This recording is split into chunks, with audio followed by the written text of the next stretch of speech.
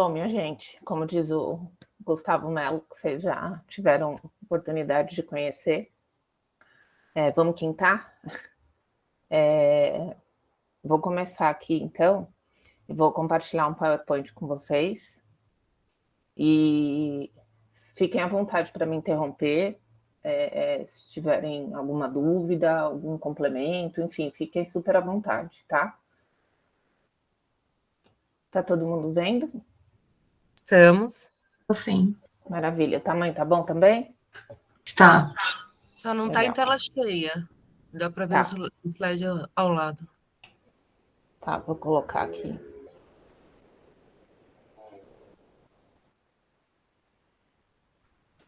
Agora tá melhor? Tá igual, mas a gente consegue visualizar. Que estranho. Para mim é que apareceu, ela tá no outro monitor.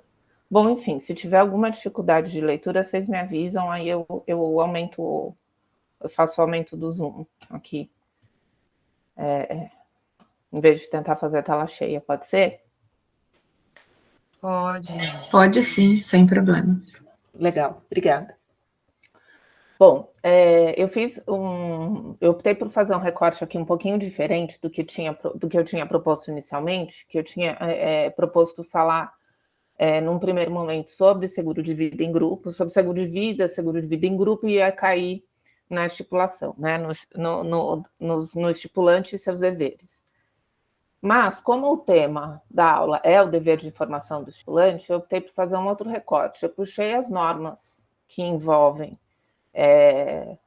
algumas normas que envolvem o contrato de seguro de vida, e a partir daí a gente vai falando do estipulante, da participação dele no contrato, tá?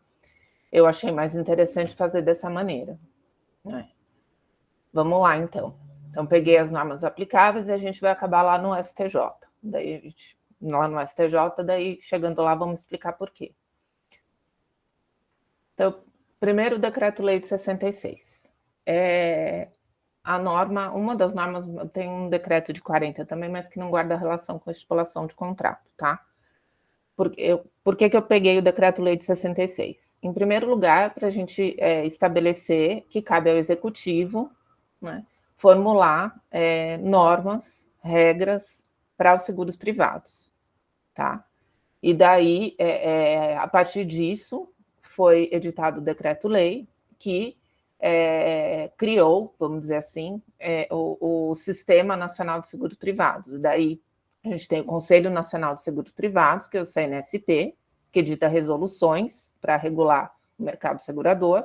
Tem a Superintendência de Seguros Privados, a SUSEP, que, seguindo o normativo do CNSP, também estipula normas relativas aos seguros, tá?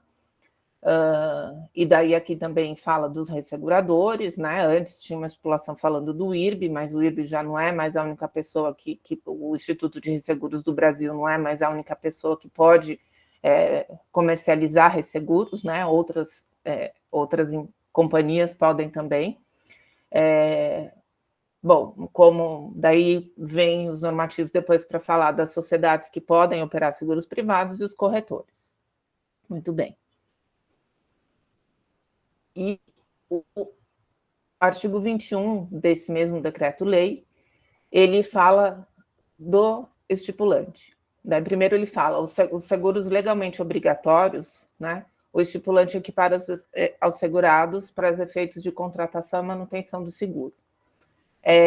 Primeiro, assim, está claro para todo mundo o que pode, exemplo de seguro obrigatório e o que é o segurado, o segurador e o estipulante? Essas figuras do contrato estão claras para todo mundo? Bom, vou entender o silêncio como sim. Então, vamos lá. Então, o contrato de seguro, o contrato de seguro em grupo nada mais é do que uma estipulação em favor de terceiro. Então, uma pessoa estipula em favor de outra, né, um seguro.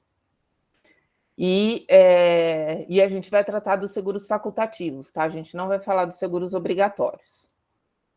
Por quê? Porque o seguro Obrigatório, a gente não trouxe aqui para o tema do dever de informação do estipulante, porque o seguro obrigatório é até contratado de outra forma, enfim.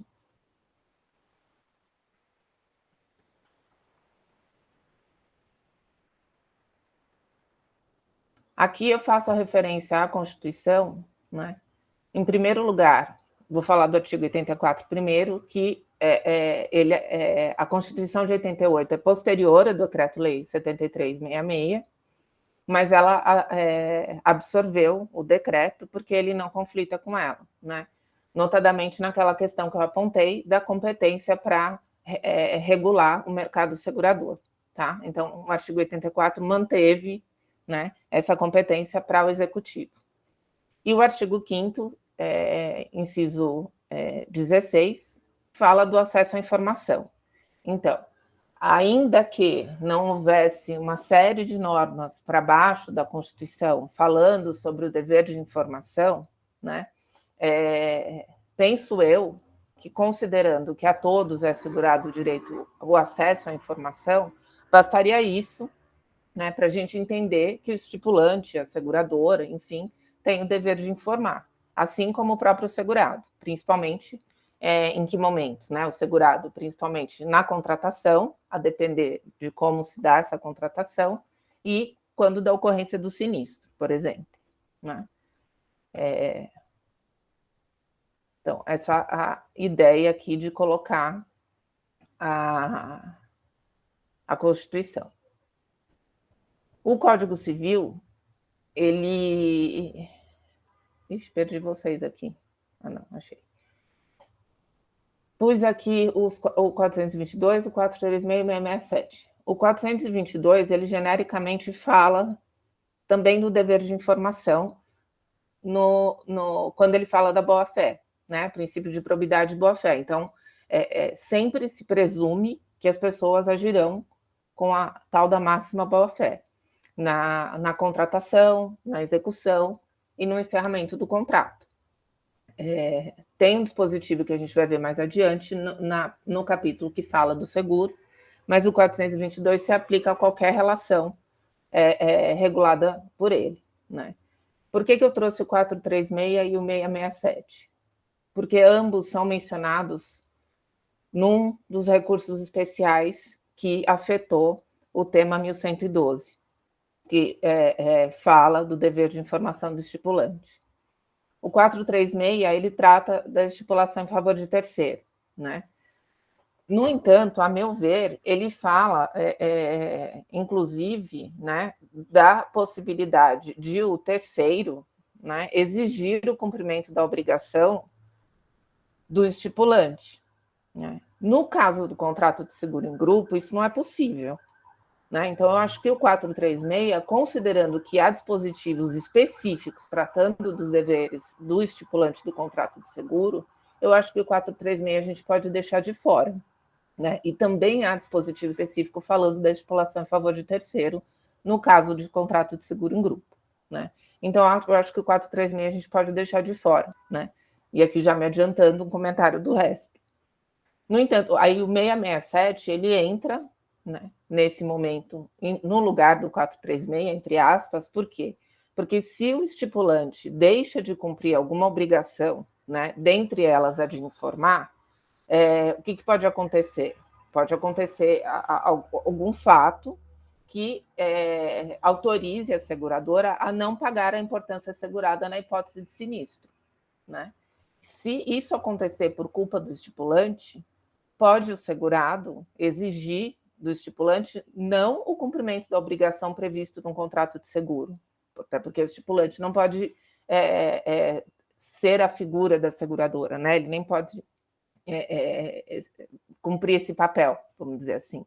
Então, o 667 autoriza o segurado a pedir do estipulante, a exigir do estipulante uma indenização, eventualmente, né, em perdas e danos, por exemplo.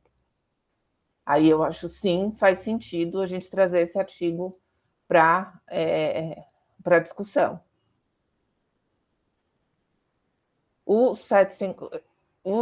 aqui estamos nos dispositivos relativos ao contrato de seguro especificamente, aqui as disposições gerais, não trouxe todos os artigos, acho que não faz sentido, né? O 757, que é essa premissa básica de qualquer contrato de seguro, né? Que o segurador se obriga, mediante o pagamento do prêmio, a garantir interesse legítimo do segurado. E o 765, aí aqui ele repete o 422, né? Falando da exigência da boa-fé das partes todas. Aí aqui ele fala o segurado e o segurador, mas penso eu que o estipulante também a gente pode colocar aqui, à medida que, como veremos, o estipulante ele representa o segurado no contrato de seguro, em grupo, né? E o 767, achei interessante colocar aqui só para a gente lembrar que a seguradora pode opor em face do segurado, né, defesas que ele tenha contra o estipulante, né, por descumprimento de alguma norma. E daí podemos cair lá no 667, como eu falei, né?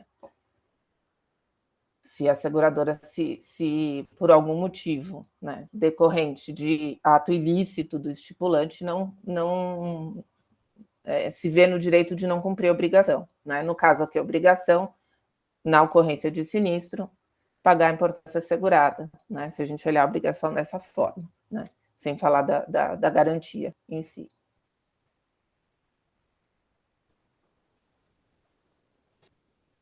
Como eu havia dito, o Código Civil, quando eu falei da dispensabilidade lá do artigo 434, né, o Código Civil, na seção sobre o seguro de pessoa, especificamente, né, ele já traz a figura do estipulante.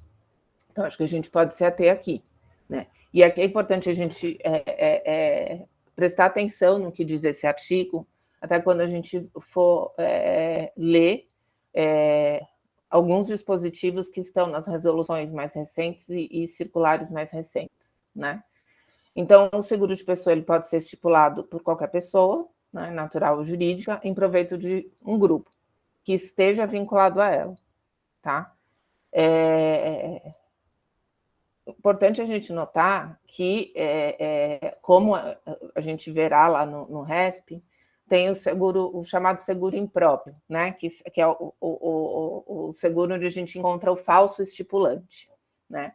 Então, tem, assim, se há um seguro de vida em grupo em que o estipulante não tem vínculo nenhum com o grupo segurado, a gente não tem o típico contrato de seguro de vida em grupo, tá? Muito bem. Aí aqui diz, o estipulante não representa o segurador, né? Ele representa os segurados, né? Ele é responsável com o segurador pelo cumprimento das obrigações, né? A principal delas, no decorrer do contrato, né, é o pagamento do prêmio. E lembrando que o pagamento do prêmio ele pode ser, assim, se tratar de um seguro em grupo contributário, não contributário ou misto. Significa isso, contributário, o segurado paga o prêmio, né? Geralmente, assim, aí se for, por exemplo, um contrato de seguro de vida em grupo estipulado por uma empregadora em prol dos seus empregados, geralmente tem o desconto na folha de pagamento. Se é um seguro não contributário, o estipulante é quem paga o prêmio para a seguradora. Se é um seguro misto, pode ser uma parte do prêmio paga pela seguradora, uma parte do prêmio paga pelo estipulante, outra parte do prêmio paga pelo segurado. E aqui o parágrafo 2º diz uma coisa interessante, que a modificação da apólice em vigor dependerá da anuência expressa dos segurados que representem 3/4 do grupo. Aí observem que não tem nenhuma condicionante aqui. Está dizendo que a modificação do contrato há de ter concordância de 3/4 do grupo, né? Lembrem disso. Aqui é só um parênteses, na verdade, para a gente lembrar que o 1040, né, autorizou a fixação de teses lá no tema 1112, que afetou os recursos especiais para decidir sobre a obrigação ou não do estipulante de informar. Né? Então, na verdade, é só um parênteses mesmo aqui.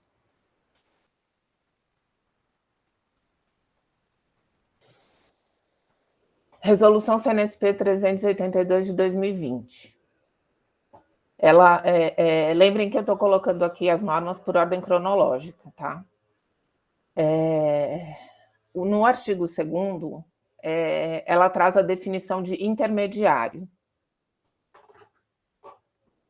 E ela diz que o intermediário é o responsável pela angariação, promoção, intermediação ou distribuição de produtos de seguros.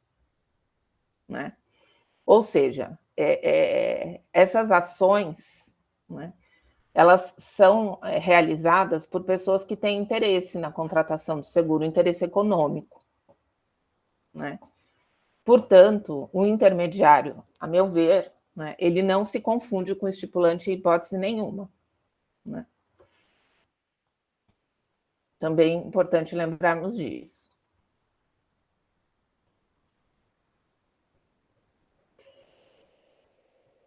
Bom, aí diz que o artigo 10 fala das sanções e penalidades no não cumprimento dessa resolução, né? Os entes supervisionados, lembrando, são as seguradoras, né? E ela será responsável, veja, o parágrafo 2º do artigo 10 diz que ela será responsável pela atuação do intermediário de seus produtos no que se refere ao cumprimento do disposto na resolução. Ou seja, ela, seguradora, é responsável pela atuação dos intermediários. Né? Ela não é responsável pela atuação dos estipulantes, porque eles não se confundem, eles têm obrigações diferentes. Né? O estipulante, ele é representante do segurado para todos os efeitos. Né? E aí o artigo 13 diz que o estipulante, definido nos termos da legislação vigente, qual é a legislação vigente? O Decreto-Lei 73 e o Código Civil, que a gente já viu, né? Equipara-se ao intermediário. E lá a gente viu que ele não se equipara ao intermediário. Né? Ele não pode ser considerado intermediário. Intermediário a gente pode entender como corretor, como agente, como o representante, enfim, jamais o estipulante. Então, penso aqui que a resolução aqui no artigo 13, ela está bem dissonante da legislação aplicável ao contrato de seguro no que diz respeito ao estipulante. Vamos lá para a resolução, a CNSP 434 de 21, que revogou a 107 de 2004, com a qual nós estávamos já muito acostumados. Né? Quantos anos já? 20 anos quase, né? de resolução, tem um tempinho aí. Tenho certeza que algumas pessoas aqui que eu estou vendo, inclusive, sabiam de cor a resolução 107 e a circular 302. Vamos lá. Aí o artigo 8º, aqui ele diz quais são as obrigações do estipulante. Separei, obviamente, aqui tanto na resolução como na circular depois, só o que diz respeito ao estipulante. Diz aqui, fornecer ao segurado sempre que solicitado informações relativas ao seguro contratado. Tá? Importante a gente ter em mente que, assim, penso eu que a resolução quis reforçar que não pode o estipulante se negar a prestar as informações ao segurado. Mas sempre, se tiver qualquer movimentação no contrato, ela precisa informar, não precisa o segurado solicitar. Ela precisa informar sempre. Qualquer movimentação, desde a contratação até a resolução do contrato. Tá? Aí o inciso 5º diz: repassar aos segurados todas as comunicações ou avisos inerentes à apólice coletiva quando for responsável por tais ações. Ela é sempre responsável por essas ações. Né? Então, absolutamente, a meu ver, absolutamente dispensável essa parte do inciso, porque ela tem o dever de informar. Né? O estipulante tem o dever de informar. E aqui o estipulante, na qualidade de representante dos segurados, ele conversa com a seguradora. né? Então, o que se presume facilmente? A seguradora, no trato, né, quando da proposta de contratação, ela, evidentemente, por força do 757, por força do 422, por força do 765, ela tem o dever de informar ao estipulante tudo que diz respeito àquela apólice, né? E aí, o estipulante, na qualidade de representante dos segurados, que às vezes, vamos pensar, por exemplo, numa empresa como sei lá, a Coca-Cola. Quantos segurados não tem nesse grupo segurado? São muitos segurados. Então, é muito importante que tenha alguém que represente os segurados e se comunique com a seguradora de maneira eficaz. E se comunique também com os segurados de maneira eficaz. Então, assim, o estipulante é sempre responsável, né, por tratar tanto com a seguradora como os segurados e informar os segurados de maneira adequada.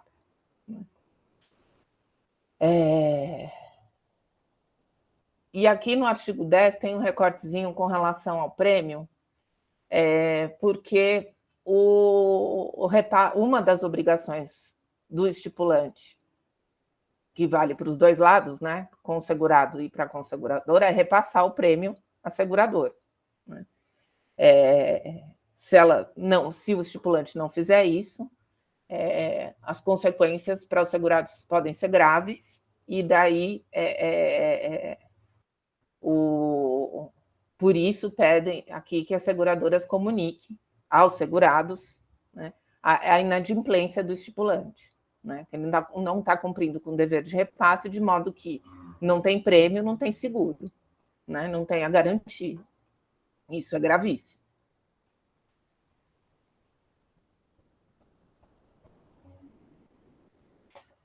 Ainda na resolução 434, lembra que eu pedi lá para vocês lembrarem no Código Civil, que fala lá no 801 do dever estipulante, que qualquer alteração no contrato há de exige a concordância de 3/4 do grupo segurado. E lá não tem nenhuma condição para que isso aconteça, né? Aqui, a resolução 434, ela diz que caso haja alguma alteração que implique ônus ou dever para os segurados, ou redução dos direitos previstos na apólice, aí sim vai precisar da anuência de 3/4.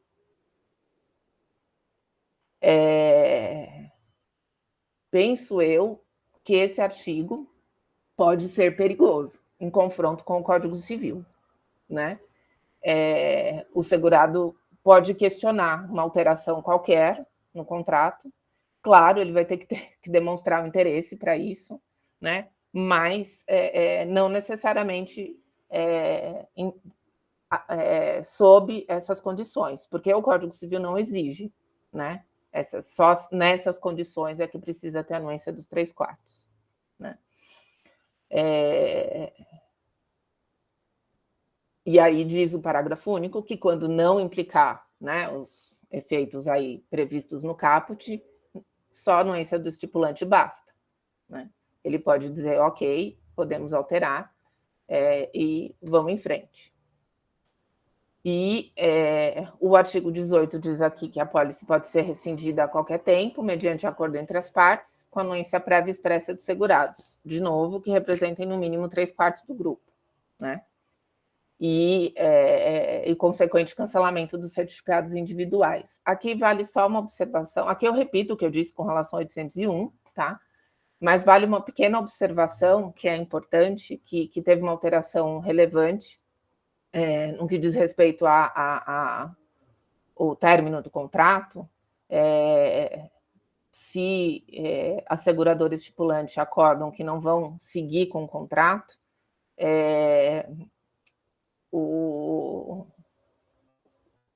antes do término, né, pode o segurado seguir, né, na verdade aquele contrato segue até o término e só não pode mais emitir novos certificados, não pode mais ter ingresso de nenhum segurado, né?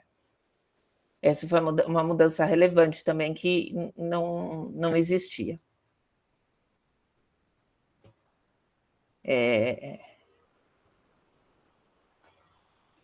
falo disso aqui nesse slide, que está no artigo 20, né? Então, até o final da vigência, o contrato, os certificados já emitidos continuam válidos, ou seja, a garantia continua lá, né?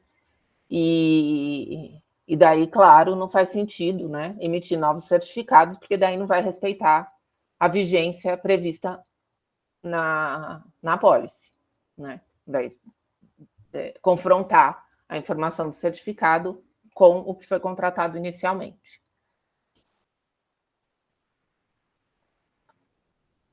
Ainda uma nova resolução veio do ano passado, que é a 439, que também fala, traz algumas regras para a operação do seguro de pessoas, né? E daí ele diz, aqui é só uma observação também, que o plano coletivo é de adesão facultativa, exceto nos casos de contratação obrigatória previstos em lei, né? Aí aqui acho só vale observar, né, para além do artigo, que a adesão, né, a adesão desses contratos de seguro de vida em grupo, que são facultativas, né, elas podem acontecer de mais de uma maneira, né?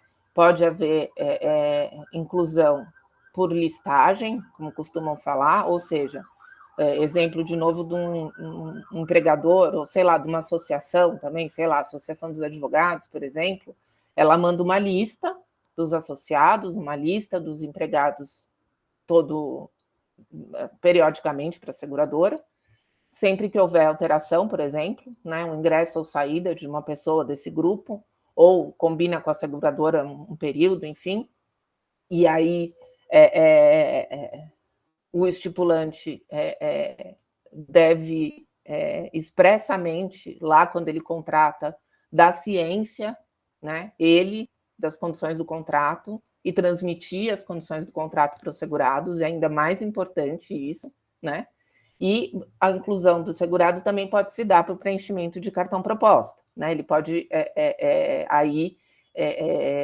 a inclusão dele é um pouquinho diferente, e ele dá ciência, né, ali, geralmente, das condições do contrato também, né?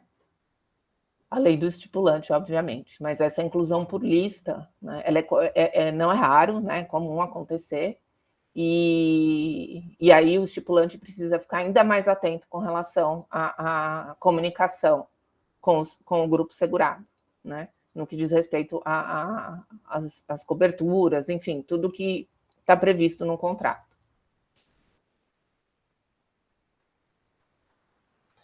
E a circular 667, que substituiu a 302, né, revogou aí algumas normas da SUSEP. Não vou entrar no mérito delas todas, porque, assim, são várias. Tem alguns temas que daria um outro bate-papo aqui para nós. Muito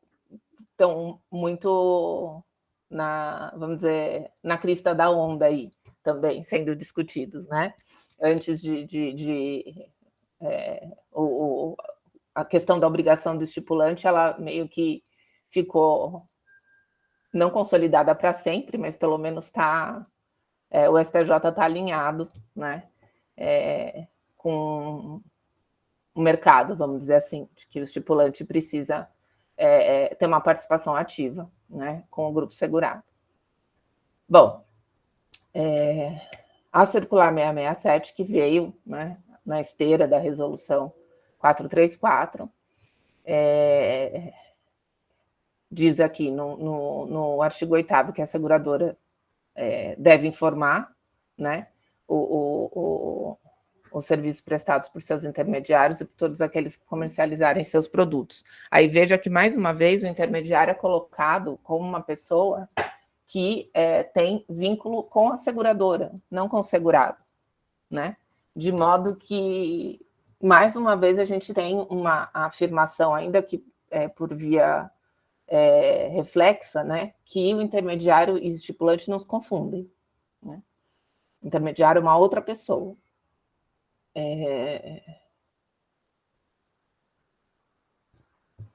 Bom, no caso de plano coletivo, diz aqui o artigo 9º, né, tem que estar à disposição do estipulante ou dos segurados, né, antes da assinatura da proposta. Né? Então, o estipulante ele tem que conhecer as condições do contrato antes de assinar. Né? Aí voltamos aqui no 422 e no 765. E aí, como eu disse no slide anterior, quando eu estava apontando aquela questão de a forma de ingresso dos segurados no grupo segurado, né? O representante, né, do proponente, aí aqui no caso o proponente é o estipulante, né? Então ele tem que assinar uma declaração, né, de que tomou ciência das condições do contrato. Então aqui o proponente, leia-se segurado ou estipulante. E representante, aqui a gente não está falando de representante que vende seguro, tá? Que é o representante da seguradora. Aqui pode ser o representante do segurado, que pode ser o estipulante, ou pode ser alguém por meio de procuração, por exemplo, representando o segurado, tá? Porque aqui também nós estamos falando do seguro de vida individual também, né? O artigo 9º, não só do seguro de vida em grupo. Muito bem. Aí aqui o recurso especial 1.874.788, relatado pelo ministro do Vilas Boas Cuevas, assim como o recurso especial 1.874.811, né? Eles foram afetados como repetitivos, né? Para resolver se no seguro de vida em grupo e acidentes pessoais. Aqui também quero fazer só um preciosismo, né? Fazer uma pequeníssima observação, que ele fala que seguro de vida em grupo e acidentes pessoais, como se um contrato de seguro de vida em grupo estivesse sempre assim, né? Nomeado de seguro de vida em grupo e acidentes pessoais. Não necessariamente, né? Seguro de vida pode ter também cobertura para acidentes pessoais.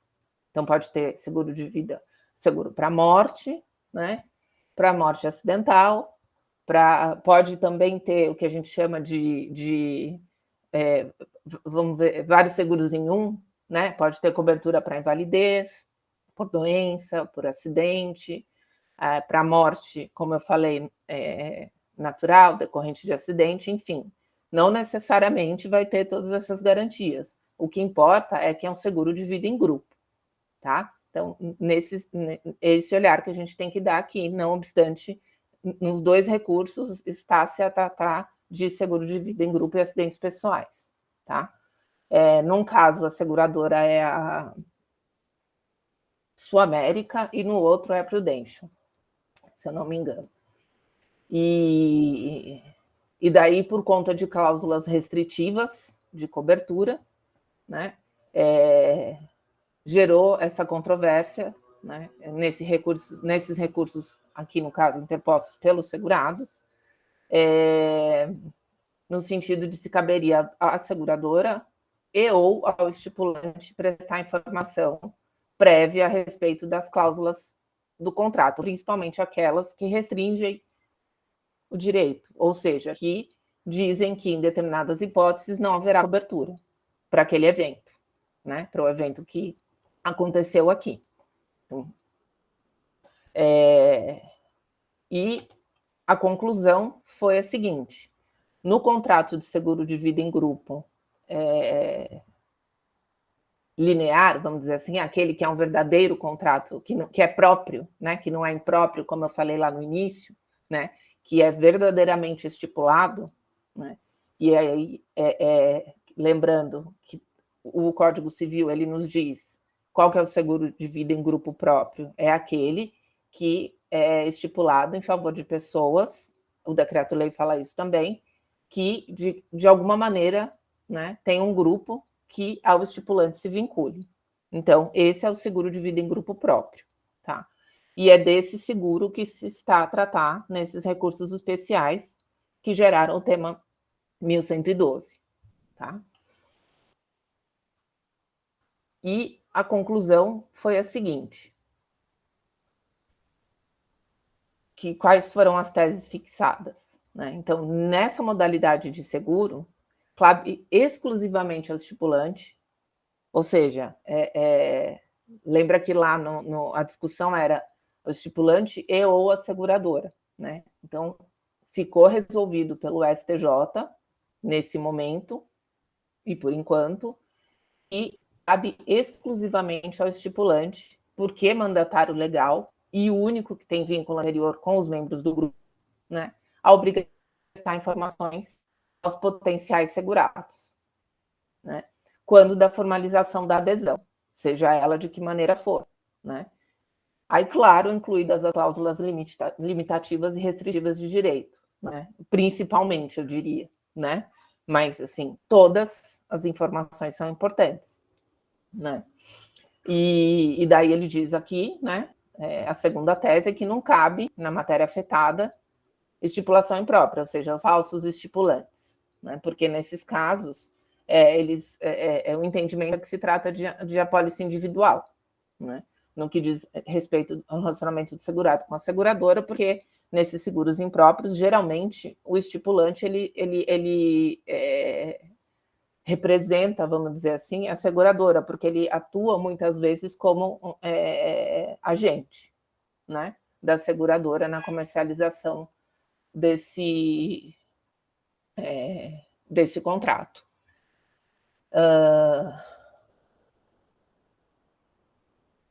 Bom, pessoal, eu acho que, assim, grosso modo, a questão do dever do estipulante está superada. A meu ver, ela esteve sempre superada, na verdade, né? Porque desde lá do decreto-lei, a gente sabe que o estipulante tem o dever de informar, né? Porque é lá do decreto-lei de 66. Porque desde lá, né, se diz quais são as obrigações e direitos do estipulante. Então, muitas vezes, assim, eu me lembro bem, por exemplo, porque a gente fica, às vezes, nessa... a gente fica discutindo parece que para enrolar, eu não sei, né? Para ficar se debatendo, e às vezes a gente poderia se debruçar sobre questões que realmente, né, não tem clareza na legislação, né? Seja ela no Código Civil, seja ela nos normativos, tanto do CNSP como da SUSEP. Eu me lembro bem, por exemplo, no caso do suicídio, né? Antes do Código de 2002, do Código Civil de 2002, dizia-se que a seguradora, o entendimento majoritário era de que a seguradora, no judiciário, tinha que provar que o segurado tinha a intenção de lesar a seguradora, né, ao cometer suicídio. E, primeiro, que eu imagino que nenhum segurado, nenhuma pessoa que pense em tomar uma atitude dessas, ele tem a intenção de lesar alguém, né? Muito menos a seguradora. Ele talvez tome o cuidado de ter um seguro para que a família ou os beneficiários indicados fique numa situação confortável na ausência dele ou dela, enfim. Mas provar isso era praticamente impossível, né? Então, via de regra, né, cobria-se, né? As seguradoras eram obrigadas a pagar a importância assegurada no caso de suicídio, porque era um risco excluído, né? Nos contratos tinha geralmente, né, esse evento como risco excluído. E no Código Civil de 2002, claramente o legislador disse o que era para acontecer na hipótese de suicídio. Ele diz: se o segurado se suicidar nos 2 primeiros anos de vigência do contrato, não tem cobertura. Ou seja, né, não tem dúvida. Nos primeiros 2 anos de vigência, não paga. Passados 2 anos de vigência, paga. Simples assim. Né? Não tem dúvida. Né? Ela não exige, assim, a leitura que não exige nem interpretação de texto, vamos dizer assim, ela está muito objetiva, né? E, no entanto, apenas, se eu não me engano, foram 12 ou 13 anos depois,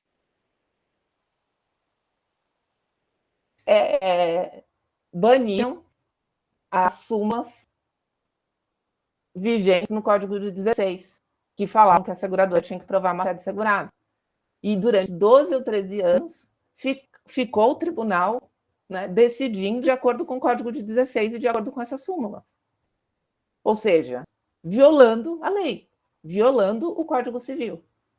Né? Precisou-se... não, agora vamos aqui resolver se nos 2 primeiros anos de vigência do contrato, se o segurado se suicidar, cobra ou não cobre. Não precisa resolver, já está resolvido pelo legislador. Né? E aqui me parece que é a mesma coisa. Né?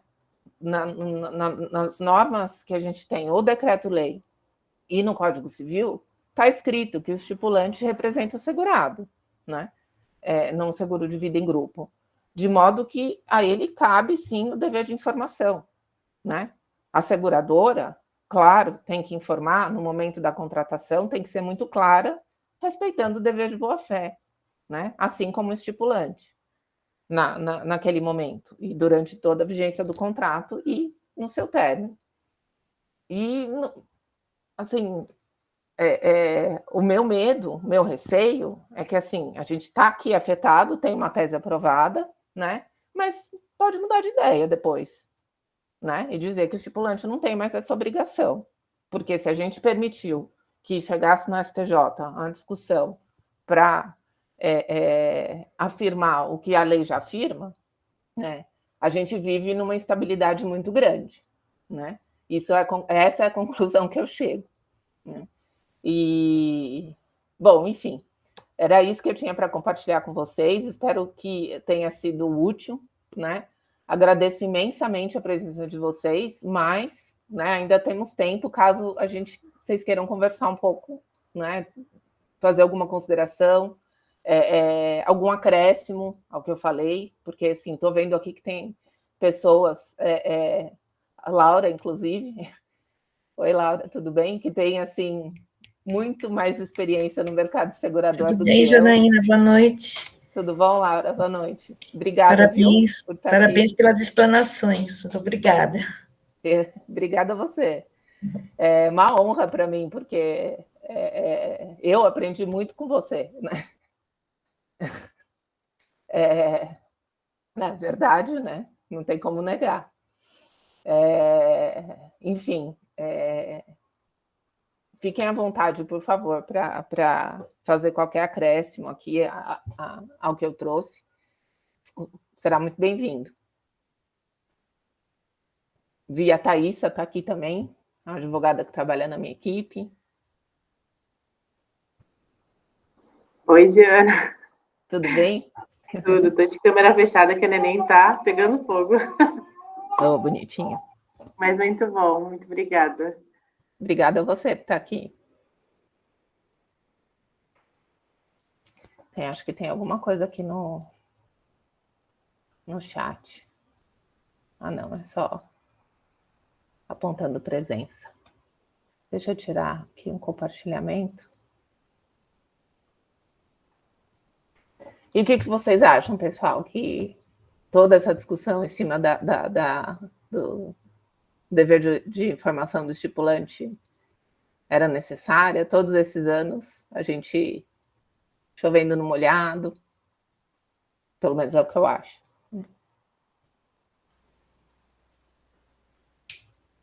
Infelizmente, né, necessitou que o STJ viesse para falar o óbvio,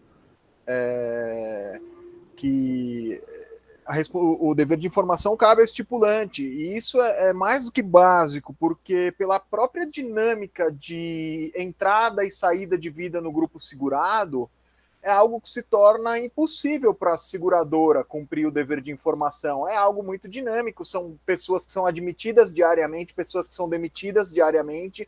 Então, agiu bem o STJ, mas novamente é o STJ para falar o óbvio, assim como agora eles vão se debruçar acerca do tema da eventual possibilidade de honorários sucumbenciais por equidade. É algo que está lá, é claro, mas eles ainda insistem em dar interpretações, os tribunais diversas interpretações, a ponto de que o STJ tem que ir de novo e falar o óbvio, mas é isso, acho que veio em boa hora essa decisão para pacificar esse entendimento, né? Acho que eu não sei se é em boa hora, né? Se podia ter vindo antes, enfim, também, porque, como eu falei, né? A gente já tinha dispositivo tratando disso desde antes da Constituição de 88 até. Né? Mas sim, então por um momento a gente vai ter, em tese, esse assunto pacificado, né? Daí esperemos que continue assim, né? Enfim, como aconteceu recentemente com a súmula 620, né? Que ela foi trazida à tona de novo. Por um momento ficou aí uma expectativa do que ia acontecer a respeito, né? Da embriaguez, né? Isso, né? Nossa, eu fiquei até esperançoso, falei, será que eles vão revisitar e vão rever? Porque no meu entendimento a súmula não é das melhores, eu tenho muita discordância em relação ao seguro de vida e embriaguez, eu sou da tese de que é justa a recusa de indenização nesses casos. Eu confesso que eu cheguei até a ficar muito esperançoso, mas não, eles infelizmente acabaram por manter o entendimento, né? E por que você acha que não tem que ter cobertura? Ou que não tem que ter cobertura? Por que eu acho que não tem que ter cobertura? Uhum. Agravamento do risco, né? Fica muito evidente. Poxa, a gente tem tantas campanhas aí governamentais e não governamentais a fim de tornar o trânsito mais seguro, o trânsito menos violento, diminuir números de morte. Que é um contrassenso você obrigar a seguradora a pagar a indenização de seguro de vida para alguém que se arvorou por dirigir embriagado. Hoje em dia nós temos tantas ferramentas, tem Uber, tem tanta coisa, sabe? Já que você vai ingerir algum tipo de bebida alcoólica, poxa, deixa o carro em casa. Hoje em dia a gente vive num mundo que a gente tem acesso a tanta coisa, a tanta ferramenta, que de fato não faz sentido uma conduta egoísta de uma pessoa botar em risco tanta gente, a sociedade, aquele que está no ponto de ônibus, eu que de repente estou no carro com meus filhos, sabe? De repente ser acertado por um bêbado dirigindo. Eu acho que certamente que se a recusa fosse validada, nós estaríamos contribuindo para um trânsito menos violento. Eu acho que congelou a doutora Janaína. Congelei, caiu um pouquinho aqui, me perdoem. Mas acho que eu consegui ouvir o final do que você falou, mas me chama. Diga. Não, exatamente, o finalzinho era esse, que se essa conduta da embriaguez fosse, a recusa fosse legitimada, certamente que a gente estaria cooperando para um trânsito menos violento, por uma... além do que eu esqueci de falar, da redução do valor do prêmio do seguro. É óbvio, tendo menos sinistro, você pagando menos indenização, nesses casos, não adianta, não existe milagre, de algum bolso esse dinheiro sai, e sai do nosso bolso, a gente sabe disso. Então, teria até a diminuição do prêmio securitário. Eu não vou dizer se eu concordo ou não concordo com tudo que você falou, mas você tocou em 3 pontos interessantes que eu acho que vale a pena depois a gente levar para casa para reflexão, né? Que você falou o terceiro, eventualmente envolvido num sinistro, né? Daí a gente pensa na responsabilidade, né? Dano de terceiros, no seguro alto, né? A gente pensa no beneficiário do contrato de seguro de vida, que não causou o acidente, né? Não participou da ação do segurado para que aquele sinistro acontecesse. E, assim, no que diz respeito ao preço do prêmio, eu posso estar enganada, né? Mas eu nunca vi um estudo atuarial demonstrando, né, essa diferença, assim, de que haveria, né, assim, mas enfim, não vou entrar aqui nesse Sim, e mas eu acho que talvez daí vale diminuindo a sinistralidade, nós teríamos um prêmio menor. Isso é óbvio, em tese, né? Na teoria. Exato, na em teoria. tese sim, mas daí a gente precisaria avaliar a gente precisaria avaliar quanto representa, né, a sinistralidade por embriaguez, né, para fins de diminuição ou aumento do prêmio, né? Mas também acho que daí levar para reflexão, eu penso muito assim, tem legislação estrangeira que isso nem é discussão, né, que no seguro de vida cobre independente. Acho que congelou de novo. Congelei de novo. Voltei. Engraçado que o sinal aqui até que tá bom, mas enfim. Voltando, então. Sei que tem legislação estrangeira, se não me engano, é francesa. Ela nem cogita agravamento de risco, né? Então, o seguro de vida, independentemente da causa mortis, tem cobertura, né? Mesmo que o segurado tenha dado causa. Mas eu acho interessante a gente olhar a circular junto com o código, porque o código permite Está congelando. cair de novo, né? Espera só um pouquinho. Vamos ver se melhor. Vamos ver se eu paro de cair. Eu vou acabar machucada.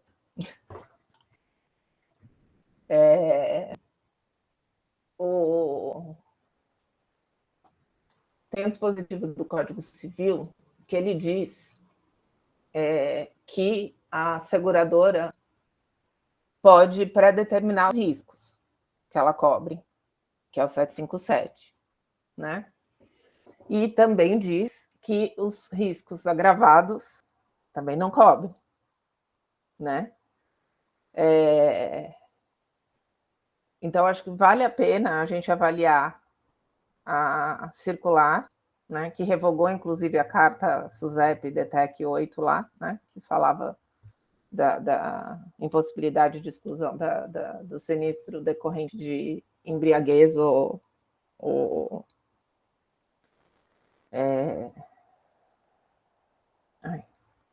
enfim, uso de entorpecentes, eu acho, né, que estava escrito. E daí a gente fazer essa avaliação, né? Se não seria o caso de mexer no Código Civil e não na norma que regula a operação, né?